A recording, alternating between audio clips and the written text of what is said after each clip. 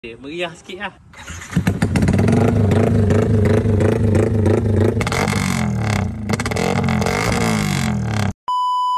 Okey geng, selamat Hari Raya aku nak ucapkan dekat korang. By the way, ini dah Hari Raya yang keempat dah. Motor Y Suku aku last buat apa? Kita hantar dekat Motor Garage buat pemasangan caliper RCB, iaitu siap sekali dengan caliper bracket daripada RCB juga untuk model R1 4 point. Untuk belah belakang kita pakai apa? Ni S45. Sekarang ni aku rasa Y Suku aku ni aku dah tak tahu nak buat apa sangat. Mungkin aku nak tukar cover set lah. Jadi cover set cover ni dah okey dah. Tapi nak bawa tu ha, aku kena stone chip lah. Takut tiba-tiba aku parking tergolek ke, ataupun aku yang tergolek ke.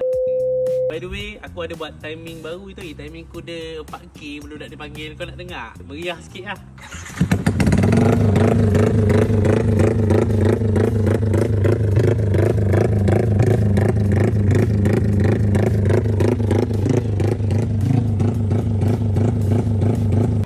Yang ni dia mengekalkan RPM dekat RPM 3000 ke 3.5000.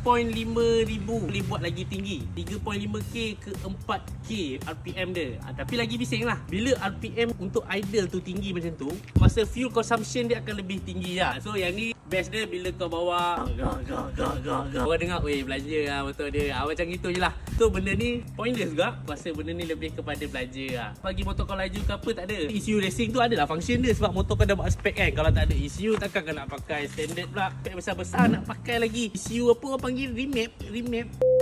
Kau rasa nak tambah apa lagi kat Y Suku aku ni, korang boleh bagi tahu. Sekarang ni aku rasa nak tambah apa. Aku nak pakai single foot race lah. Aku rasa okey single foot race racing boy. Kalau kau rasa okey, kau komen. Mantap weh.